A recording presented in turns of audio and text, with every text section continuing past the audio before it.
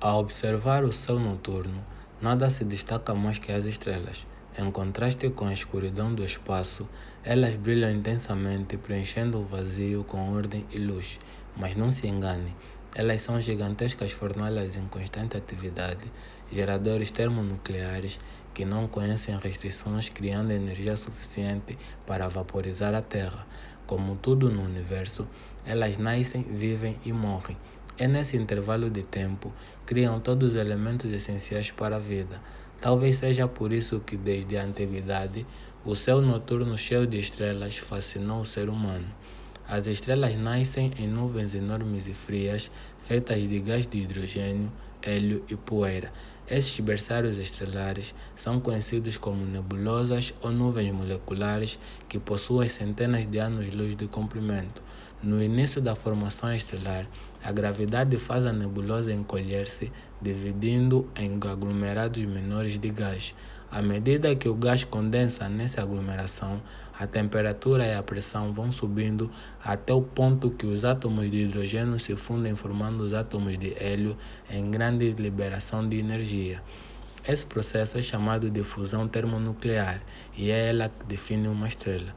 Antes da fusão começar, nos referimos ao agregado de gases como protoestelar e depois como estrela de sequência principal. Como a gravidade faz a estrela contrair para que ela não entre em colapso, o processo de fusão deve continuar gerando energia e fazendo pressão contra a gravidade. Esse cabo de guerra entre as duas forças é que mantém o astro estável.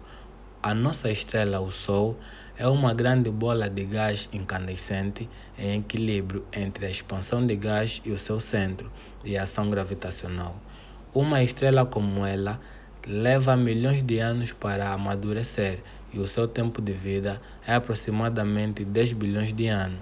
Desse modo, dizemos que o Sol é uma estrela de uma década, que já existe há aproximadamente 4,5 bilhões de anos.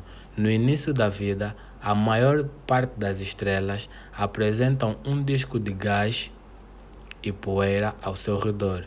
Isso acontece porque quando a nebulosa começa a se contrair para formar a estrela, ela se achata em um plano. Com o passar do tempo, o material desse disco é expelido, mas a partir dele, planetas podem se formar nos arredores da estrela. Na região onde hoje existe um sistema solar, anteriormente havia uma nebulosa gigante, que ao colapsar deu origem ao Sol e, posteriormente, ao conjunto de planetas que o acompanham. Dizemos que uma estrela está morrendo quando o hidrogênio que alimenta as reações nucleares ao seu interior começa a se esgotar. Sem fogo nuclear para sustentá-la, o seu gás começa a esfriar e a pressão vai caindo. O resultado do seu interior não vai aguentando mais o peso das camadas externas e o colapso final começará nesse estágio. A contração das estrelas é tão poderosa que os átomos de hélio formados ao longo de bilhões de anos no núcleo são espremidos até o ponto de fundirem e dando origem a elementos mais pesados como o carbono e o oxigênio.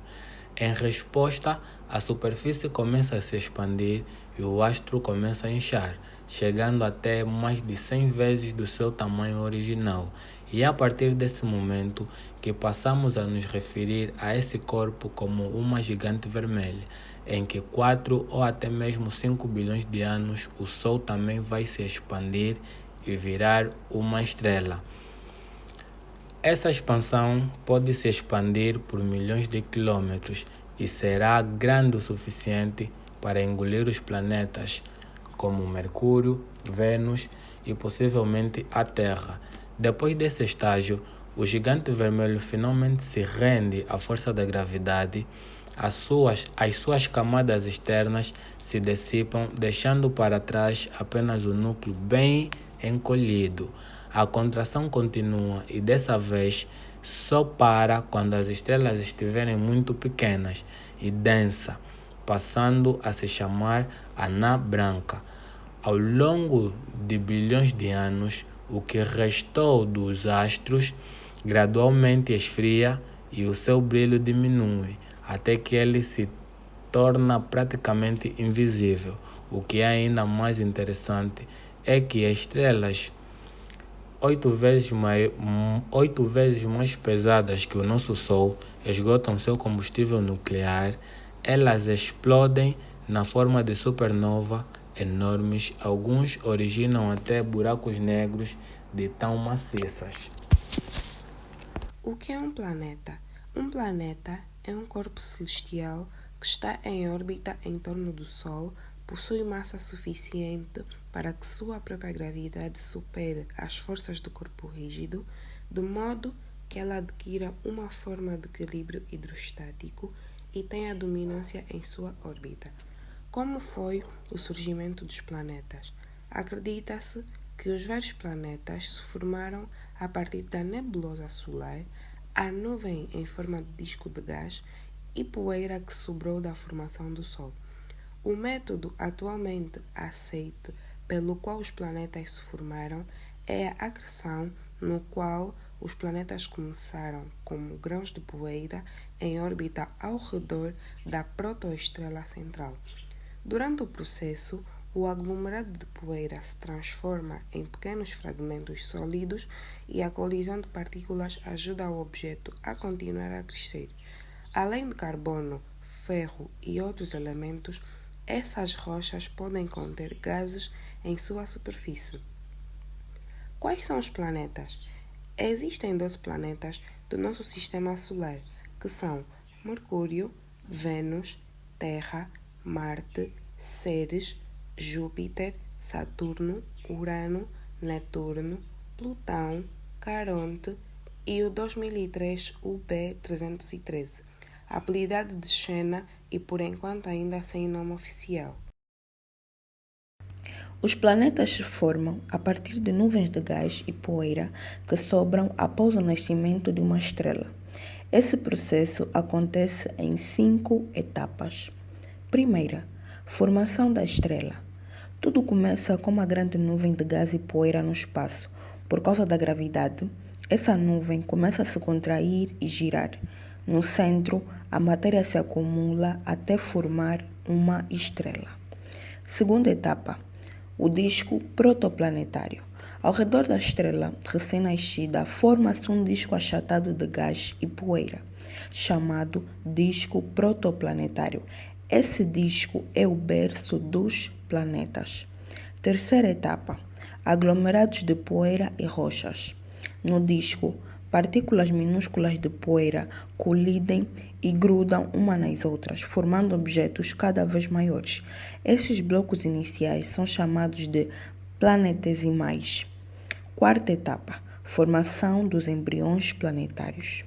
Com o tempo, os planetesimais crescem e se tornam protoplanetas.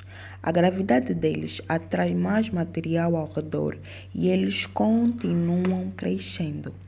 Quinta e última etapa, planetas formados, dependendo da distância em relação à estrela.